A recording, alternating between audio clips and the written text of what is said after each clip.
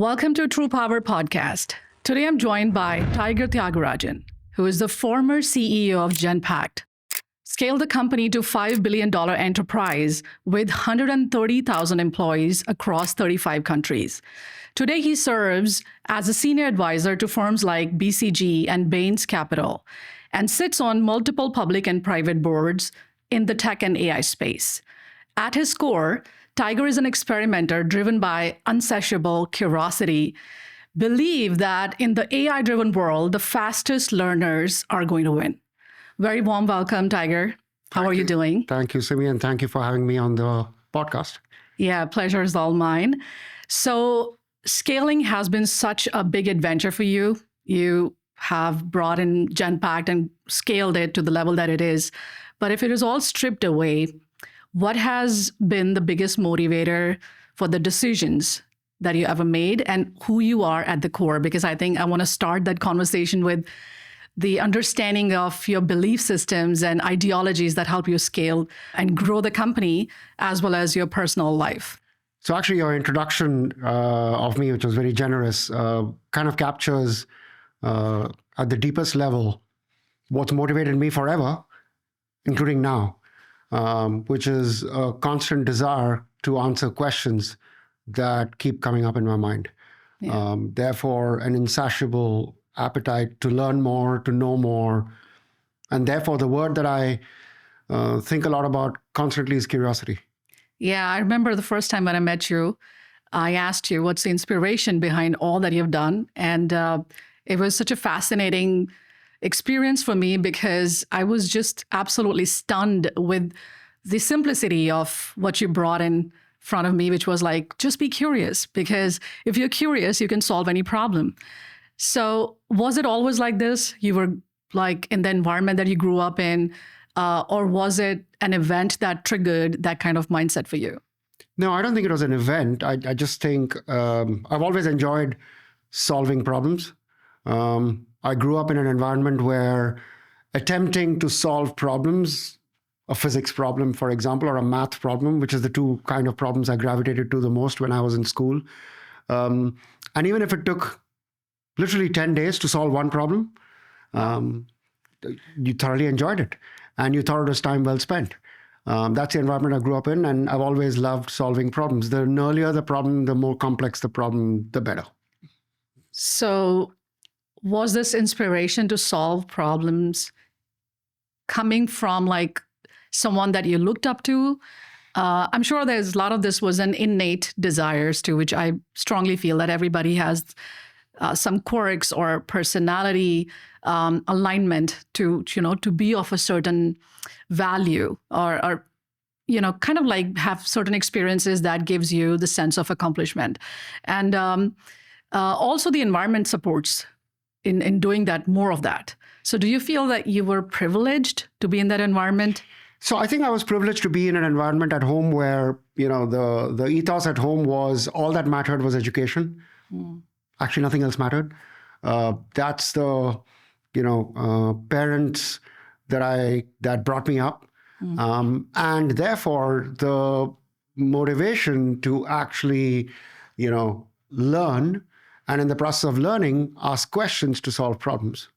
Yeah. And then at school, get the benefit and reinforcement of, wow, I solved a problem, and therefore I got better marks, was a big motivator, which then, at home was, wow, you did well.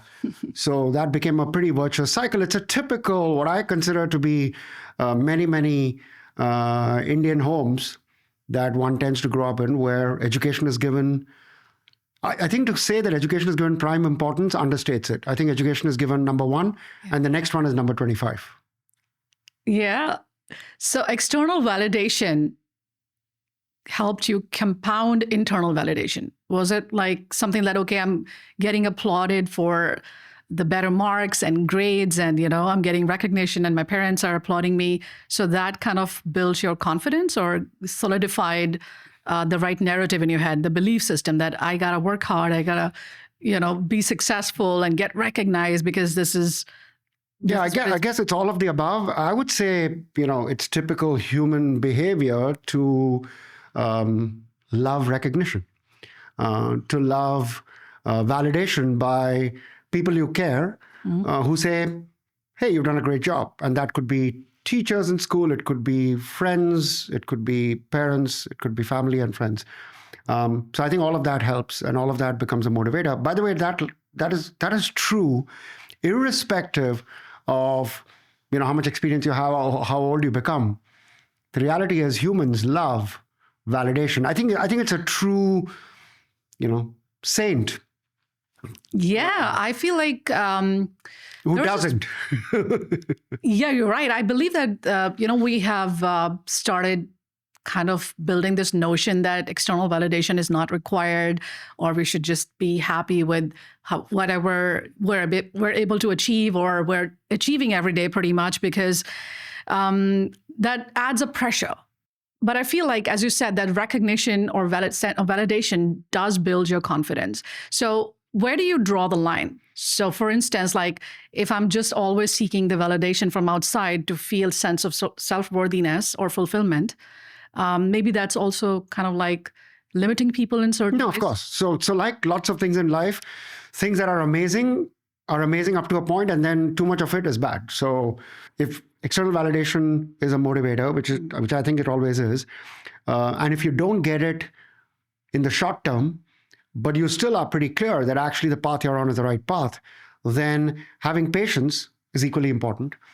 Being okay not getting externally validated immediately is fine, knowing that one day it'll come. It's just that if it never comes, then you wonder if you're on the right path. Maybe it was the right path. If by the way, I do believe that if in the end you still feel delighted with zero external validation, that's also fine. It's all a function of what gives you joy. And for me, I would say external validation always gave me joy. But I have to tell you that just solving a problem for 10 days, and actually on the 9th day, still not having solved the problem, gave me joy. Love that. And I suppose when you put in so much of work and energy and focus and are in a state of flow, you enjoy the process of solving the problem. And that also puts you in a state of wanting to have some validation that, okay, I did solve that problem for myself, as well as for the people that care about this problem. So I think in a way that feeds your potential, right? Yeah. So I think if we just take out the best from this situation is that validation is necessary. I mean, recognition is necessary. And thank you for saying that aloud, because we're now being told that don't go after these things. I mean, recognition or validation, because they're ruining your mental health. But yeah, I think the key is short versus long term. And lots of things in life are always short versus long term. So validation is, I think, very important, but be careful about short-term validation. Actually, too much short-term validation without long-term sustainability is a big problem, because you might think everything is fine because you're getting validated, but it's very short-term, it's ephemeral, it disappears. It's not long-lasting. So it's equally bad. So I think it's a balance of short versus long as well. Okay, Tiger, take me back to 1997. No playbook, just 20 people. What did that phase teach you about yourself when you were just starting out and trying to move things around, especially when you joined the corporate world? So 1997, you're talking about the beginning of the journey that ultimately became Genpact. 97, 98. If that's the journey, then, it was an experiment in terms of attempting to provide services to a range of industries that GE represented across the globe from India, with a clear understanding that there was great raw material in terms of talent and people that we could hire into the company. But we were clear that they did not understand anything about the industry that they were supposed to serve, the business they were supposed to serve, the services they were supposed to offer. They had no knowledge of any of that. And our belief was, as long as you hire really smart people who are extremely hungry to learn and who invest the time and energy to learn, and you provide the environment where actually that's the culture of the company, then we can conquer any learning curve. Doesn't matter if you know nothing. If you have those 4 ingredients, you can learn anything. So you represented those ingredients, or you were told that these were the ingredients, or like? No, we said that's what we want. We said, I mean, and I had the belief myself. If you tell me, here's the problem, and it's in an industry, it's in a geography, it's in a culture, it's a problem I've never looked at before, my answer is, okay, I'm going to learn. My answer is not, I don't know, therefore I can't solve it. My answer is, I don't know, so I'll learn and then I'll solve it. And I think everyone can do that. You just have to create the environment to do that. So we created that environment and we were confident we'll be able to solve it.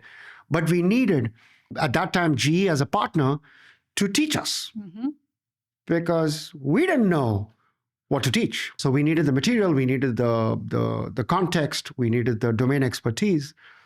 And as we grew and hired the teams, GE was a great parent at that time to teach us those things.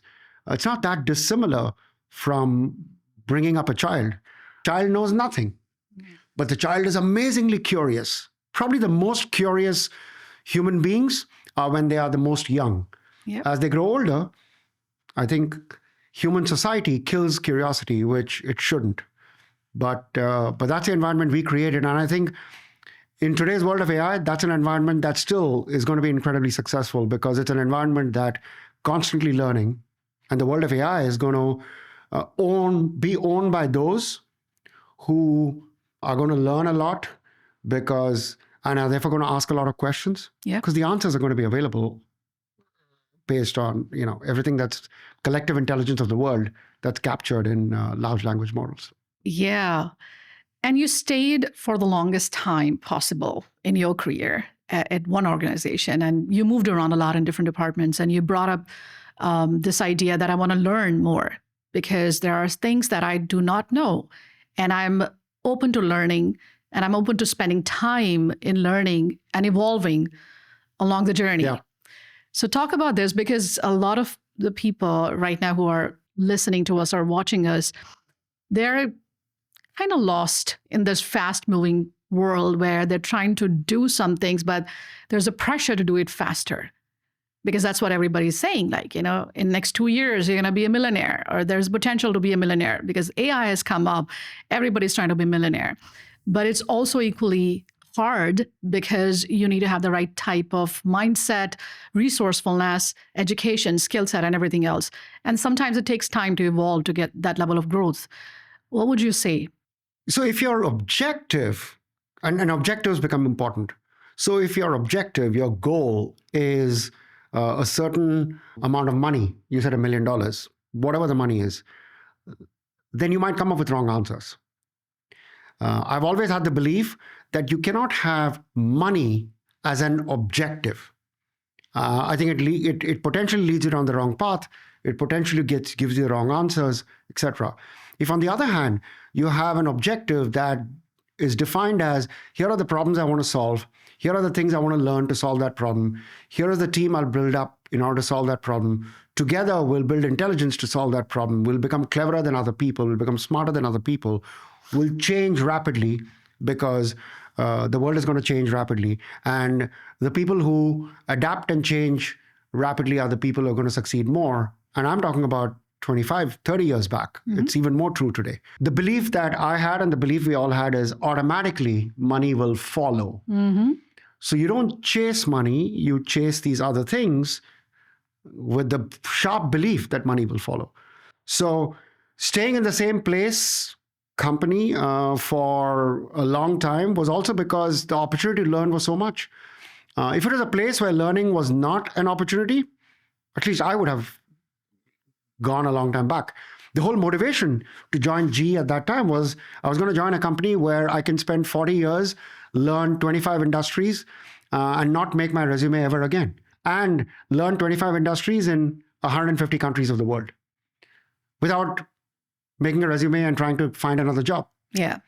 Or like a mini entrepreneur within the organization trying to and within GE, the business we built dealt with all countries of the world and all industries of GE. Yeah. So you basically had an opportunity to learn everything. We had an opportunity to learn how an aircraft engine, is serviced by airlines, by GE. We had an opportunity to learn how NBC which used to be owned by GE at that time, pays Julia Roberts royalty for having her content being beamed on NBC. And how do you account for it?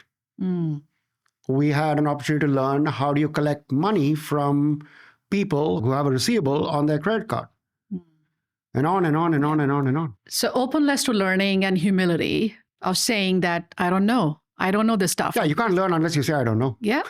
I mean, talk to me about this a little bit more, because I heard you saying this many times, that the best leadership advice for somebody who's trying to grow and get to the next level of their leadership skills is to have the humility to say, I don't know this, and I probably want to learn from the smarter people around me. Yeah, I mean, that to me is actually another hallmark of potential future leaders, is when someone says openly that I don't know what this topic is about. I don't know how to solve this problem. I don't know the context. I don't know the company. I don't know the industry. And I'm going to sit with you and learn from you. And if they're sitting with people who are much younger than them, much lower in the hierarchy than them, that's even better, because that tells you that they don't care about those things. Yep. I learned that a long, long time ago in my first job, actually, when I led a sales team. And very early in my journey, literally the second day, I went up to this senior most person in the sales team who I was a boss of. I was 22 years old. He was 59. And I went to him and said, you're considered to be the absolute god of sales in the company. I don't know anything. Will you teach me? And he said, wow, no one has ever asked me that. I will teach you. And he put his arm around me and said, you're like my son, I'm going to teach you. I've always believed since then that having mentors, literally mentors who you learn from, who are deeper in the organization, much younger than you, is actually a good path to take, because it unlocks so much potential from those people and you learn so much. In today's world, how are you going to learn about AI if you've spent the last 50 years in a world where technology has not been things you've done? And if you don't learn AI, then you're going to miss the whole change that's happening. And that change is happening really rapidly. Yep. So you got to be able to go to a 17-year-old and say, teach me how you use Claude or how you use, ChatGPT to help you solve the problem that you're trying to solve. Yeah. And that's kept you relevant and makes you look like 20 years younger than your age as well.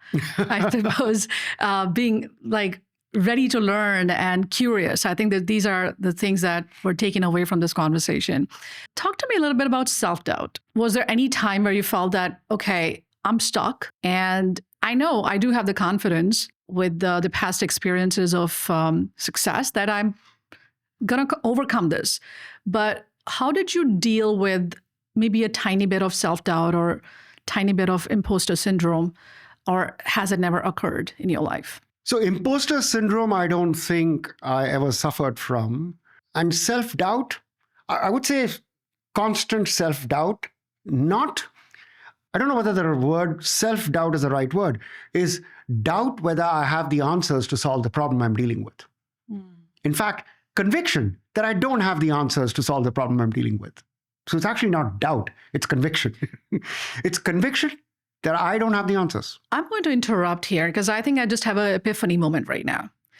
I think what you have done over the years or are still doing is to not identify with the objectives or the outcomes. So for instance, you're like keeping the problem as separate than you. Like you are solving a problem, and solving a problem, if it leads to the outcome, okay, that's wonderful. If it doesn't, I'll continue to solve this problem. So it's not affecting my self-worthiness or my self-confidence. So I think this is what I learned from this moment. I think this is wonderful because sometimes we identify too much.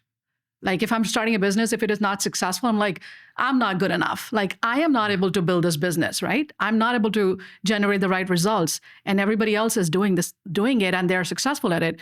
So if we disengage with that thought and make it two separate entities, okay, this is a problem I'm trying to solve, and it looks like a business in its own entirety because there's a transaction involved, but it's not me.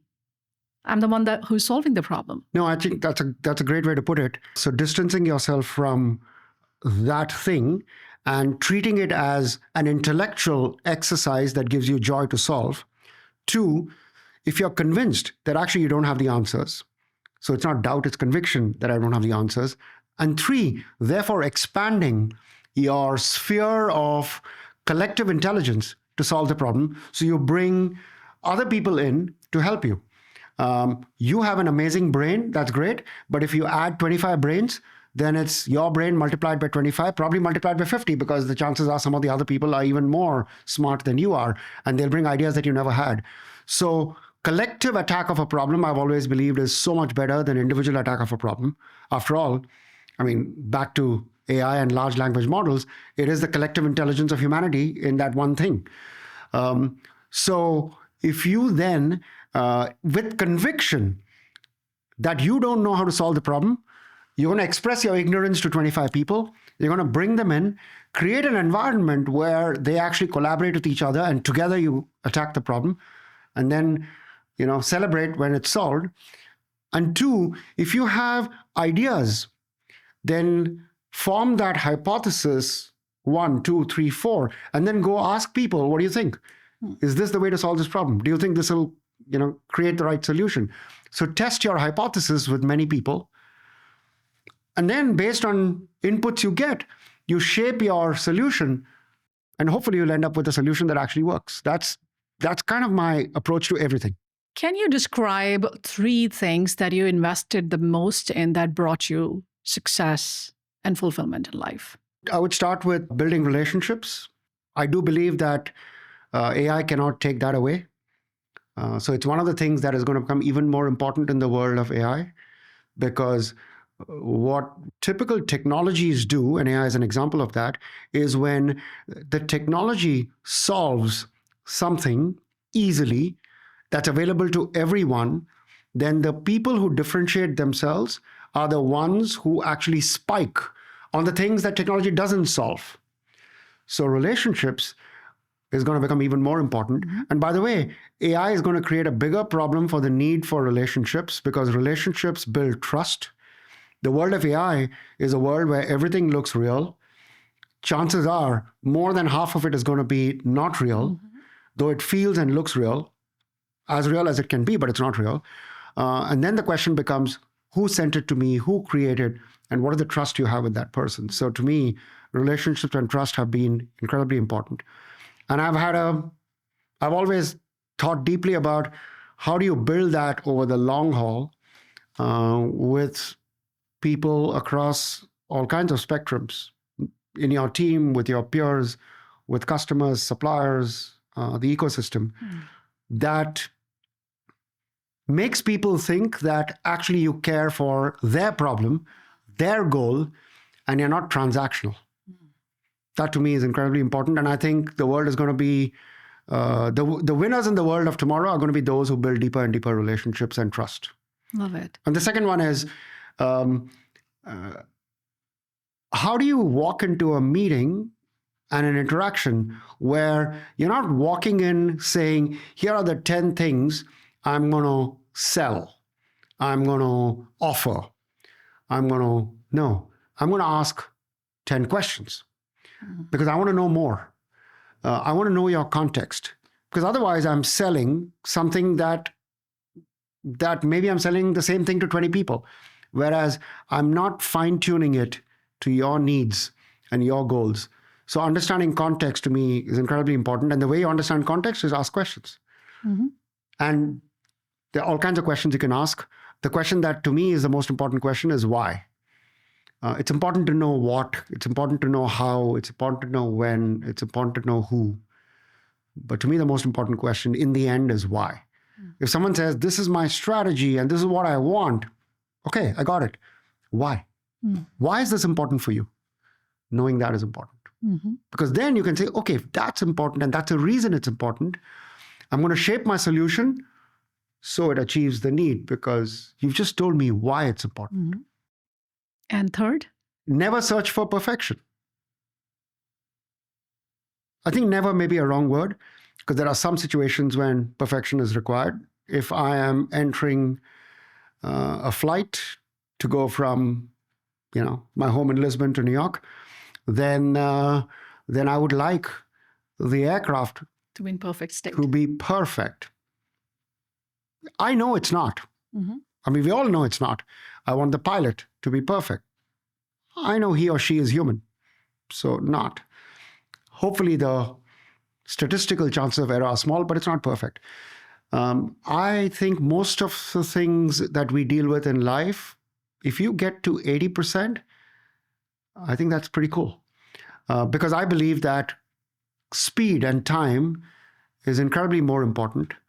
So if you have two people, one who searches for perfection and takes 10 days to find the answer because they are shaping it for perfection, and the other person basically comes up with a solution in 2 hours and is 80% right, does it, realizes that actually this 20% is wrong, corrects it, and then 3 hours later launches it again, and every 2 or 3 hours launches.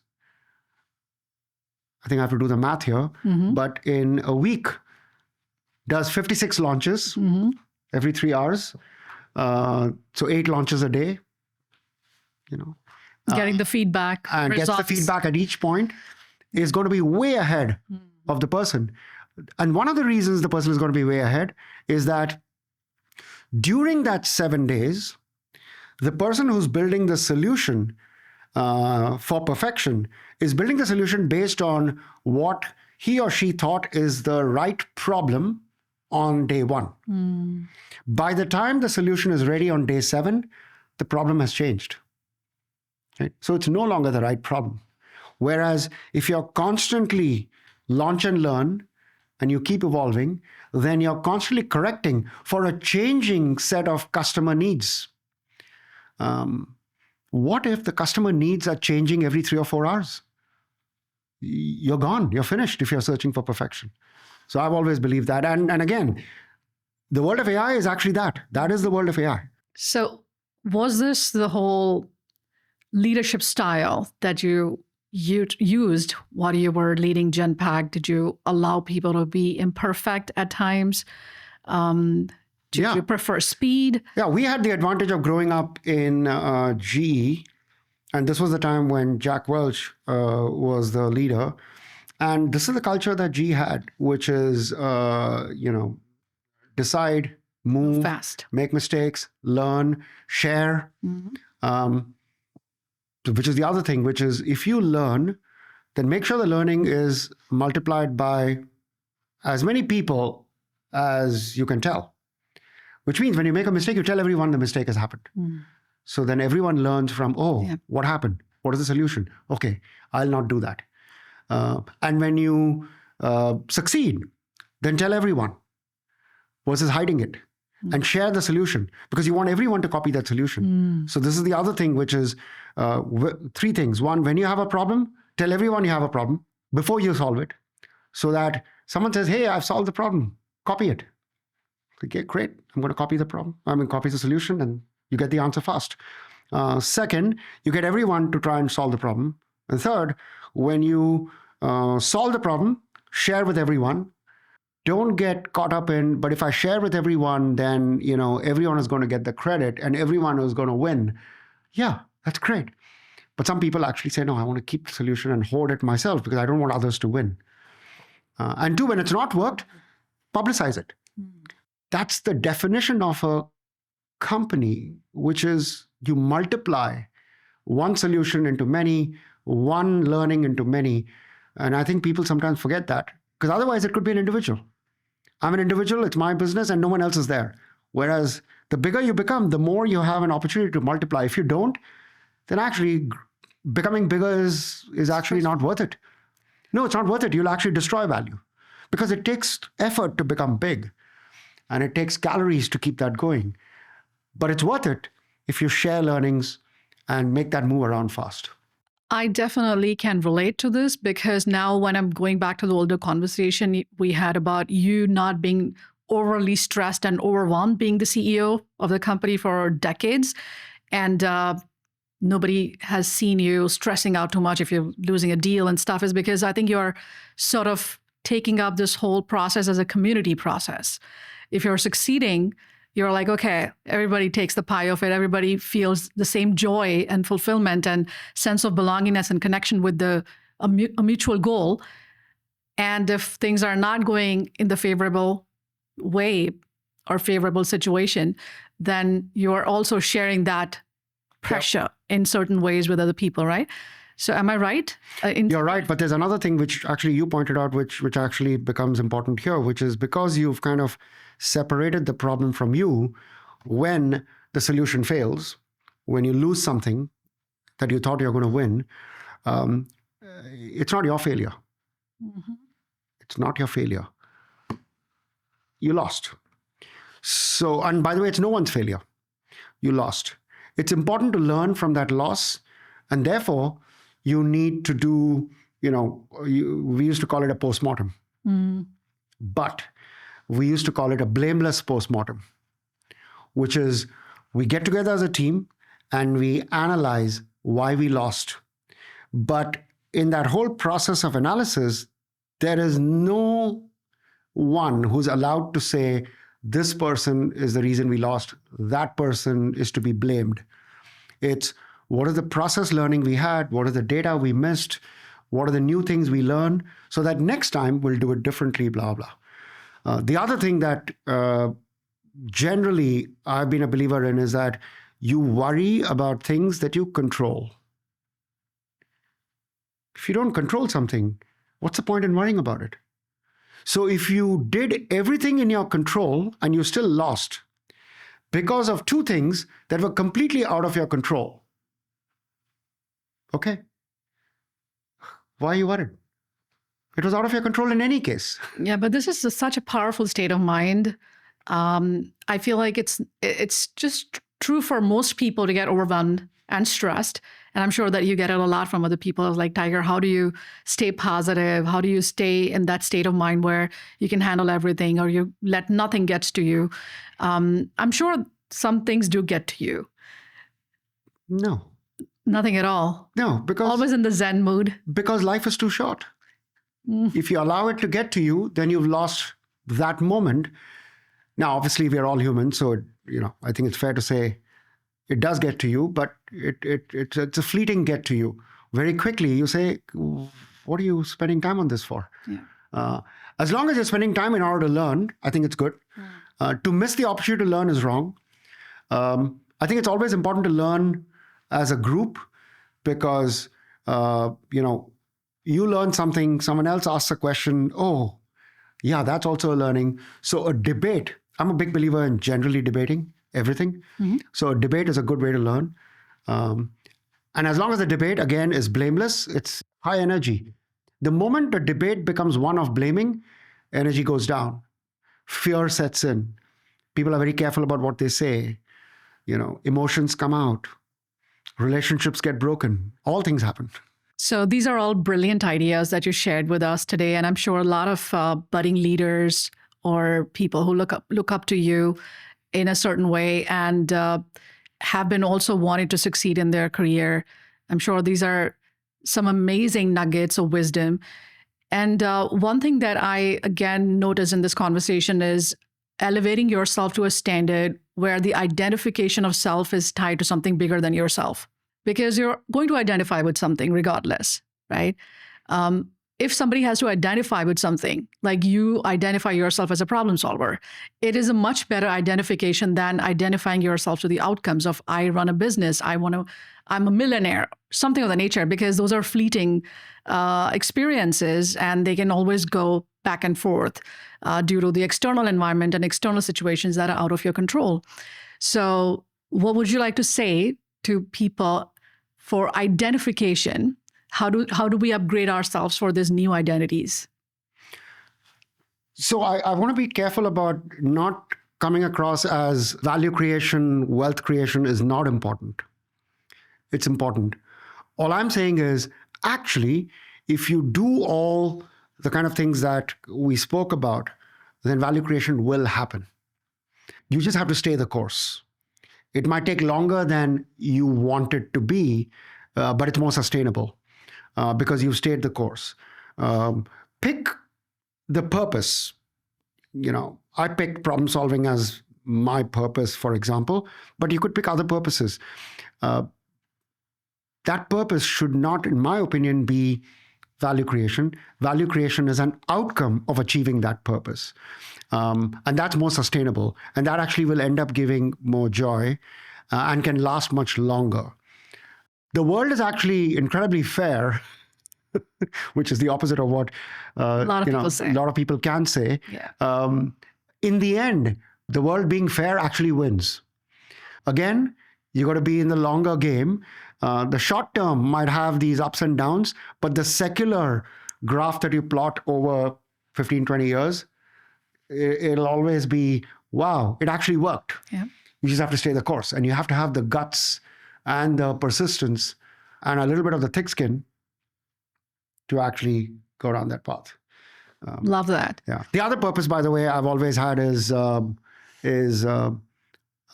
a little later than earlier in my career, but towards the latter part of my career, and certainly now, seeing other people become hugely successful. And people who've worked with me, worked for me, I worked with, who I have a relationship with, who then become amazingly successful, wildly successful. And in some of those conversations, when they turn around and say, look, a couple of things I learned when, you and I worked together. That to me is incredible joy, because then you're impacting many, many people's lives over many decades, over, a variety of cultures and populations and countries and ecosystems. And that's long-term impact. It's not short-term impact. Because hopefully they're the kind of people who then carry it forward into their sphere in their own way. So it becomes a big wave that impacts many more people than the short-term value creation. So basically your self-leadership is affecting other leaders in a positive way. It's like you're imparting that belief in them, which will get then imparted to other people, and they'll become better leaders too. So it all starts from if they obviously subscribe to it. Yeah. And then they use it and they say, wow, this works. I like it. So when I like it and it works both, then many of them give that feedback back, and that further reinforces back to validation. Wow, this actually works because they told me it works. We need validation in a good way, in a positive way. So you also talk about creating instability. It's a very new idea. And I've seen you for the last couple of years. You're kind of like very stable in unstable environments. I put it this way, because you're traveling all the time. You don't want to be staying at one place for longer than 2 years. You don't want to invest in real estate. I don't even know I should say it on the podcast, but what is it that gives you so much of fascination or adventure, or like finding more of you in this whole process of instability? No, it's back to learning, right? So if you want to learn, context in different parts of the world, if you want to learn history of different parts of the world, if you want to learn why people are the way they are, there's always a reason. The why. Why is this group this way and that group that way? Why is this value very important in this part of the world and some other value is more important in some other part of the world? If you want to experience different food and different habits and different languages, then you got to allow yourselves to experience it. Again, the only way to do it is to actually experience it. And to me, life is about a series of experiences. If you tie yourself down in whatever way, then you're not a free-floating experiencer. So the more you can free-float your way through experiences, you experience more. It just increases the aperture of experiences. So basically, I'm a big believer that flexibility in life is incredibly useful.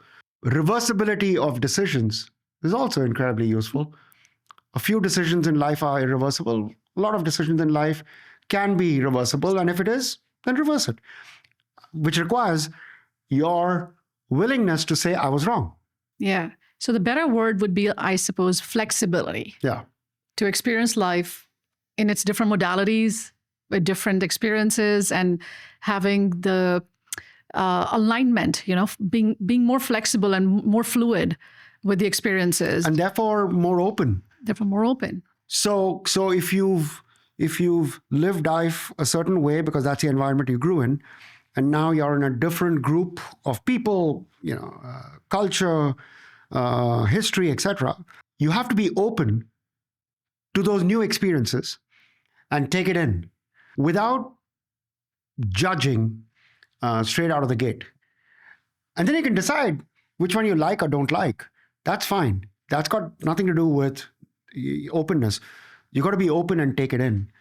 And then invariably what I find is you can mix and match 20 different things from 20 different experiences and actually create your own package that you like.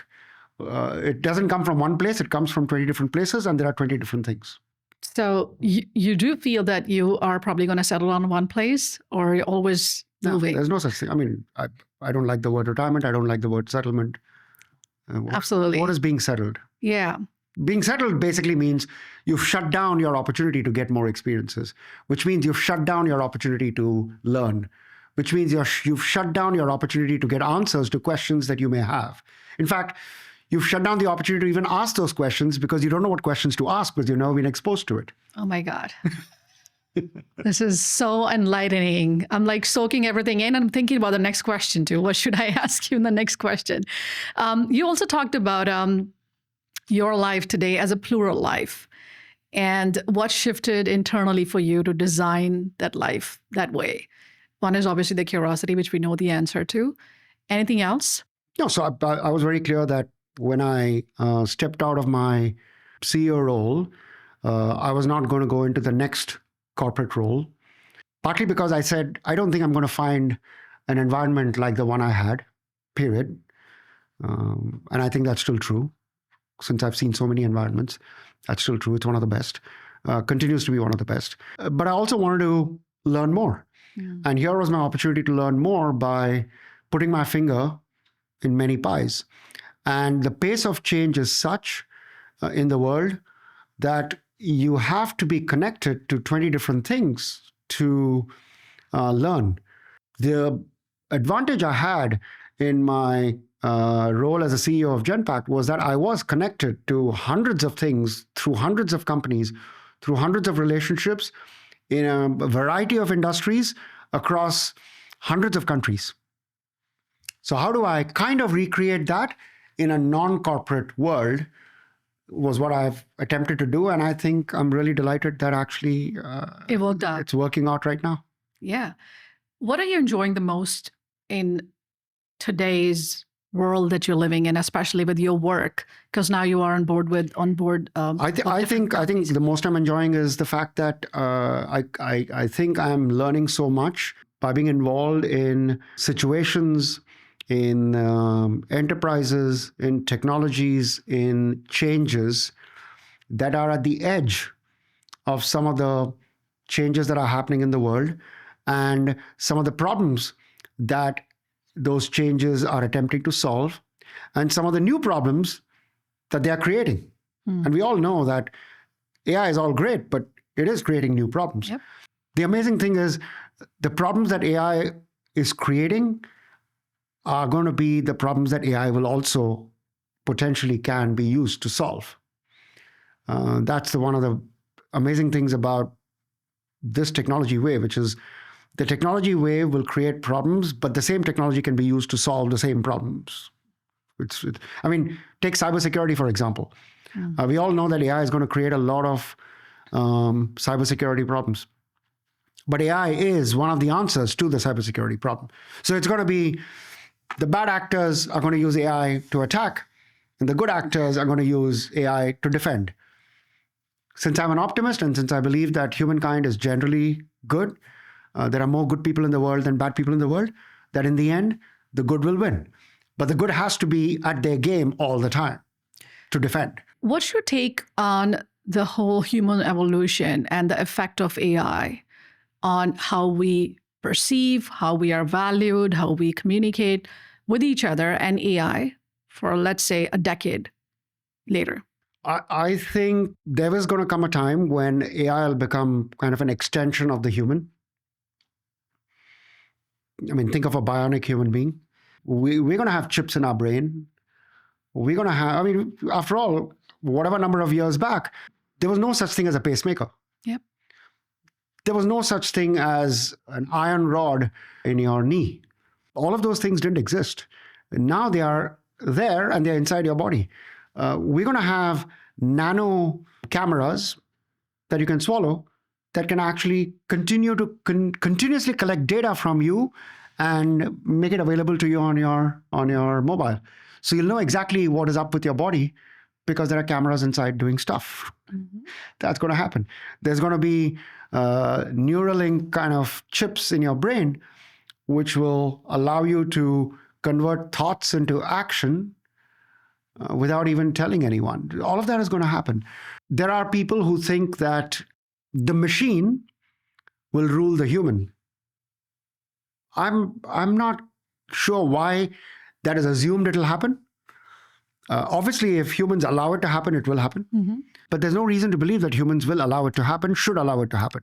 It's probably because of too much of dependency of information download from all these advancements that you're talking about? No, one is dependency, but two, I mean, the doomsday view is that the machines will come together and will basically say, you don't need humans, mm-hmm. or humans are slaves. Why would that happen? I don't know. If human intelligence can be unlocked to solve even crazier problems that we have no time and energy and calories and dollars to solve now, but with AI, we can actually solve. There are enough problems to solve in the world. There are enough questions to answer. We still want to go to Mars. We still want to conquer the solar system and have humans populate the solar system. Why not?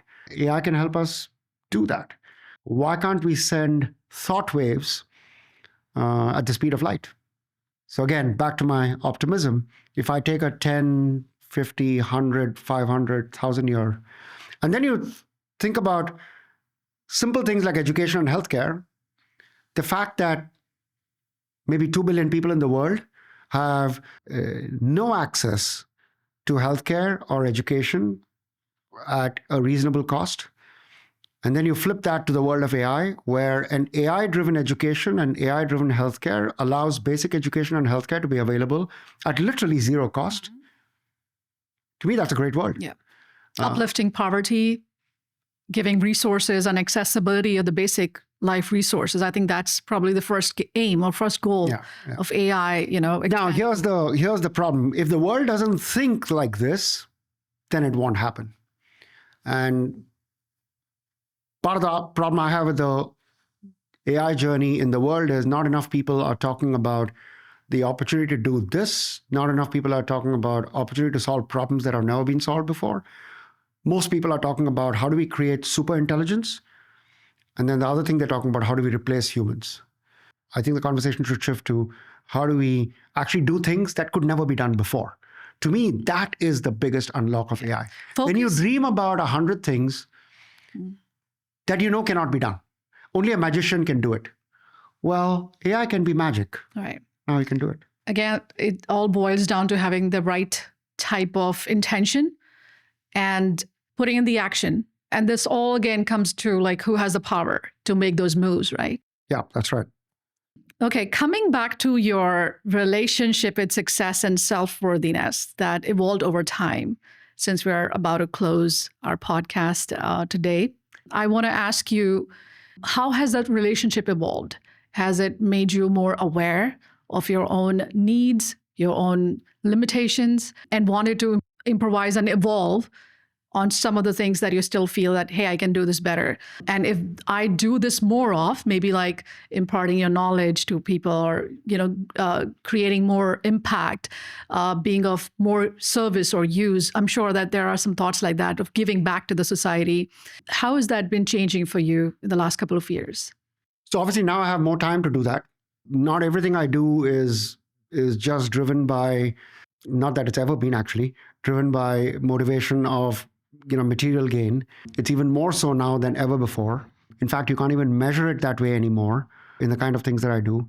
And therefore, I do spend quite a bit of time when someone says, I want to talk to you about this topic, that topic, and get your perspective.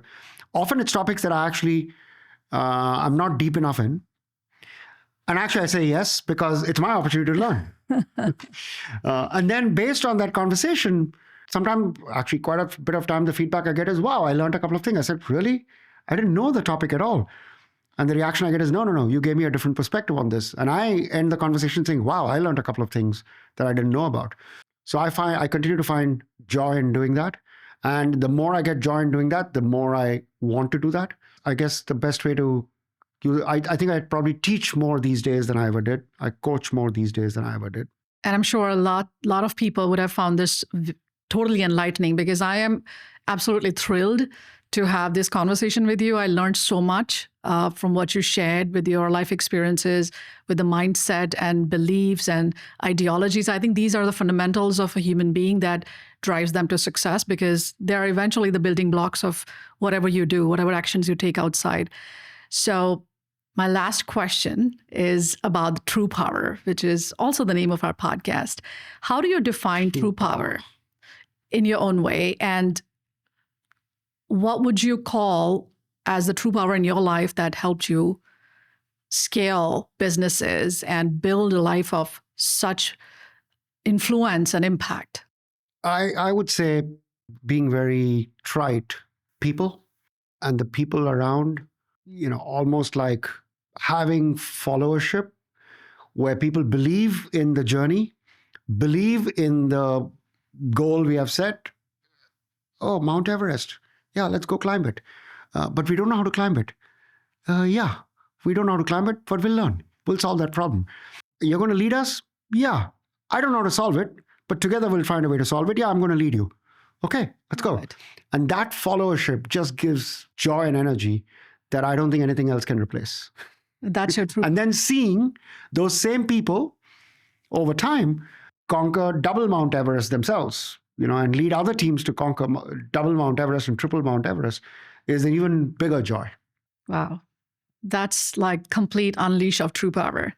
Tiger, thank you so much for taking the time today to come and share your life experiences, your story, your journey, and nuggets of wisdom that I'm sure anybody and everybody, whether they are early, in their jobs, or, a veteran in the corporate world, or just climbing the leadership ladder, I think this is absolutely enlightening for everybody. And I'm sure people are going to take something that they can apply right now and see the results in their life too. Thank you very much. Simi, thank you. Great questions. And thank you for getting me onto your podcast. Thank you very much.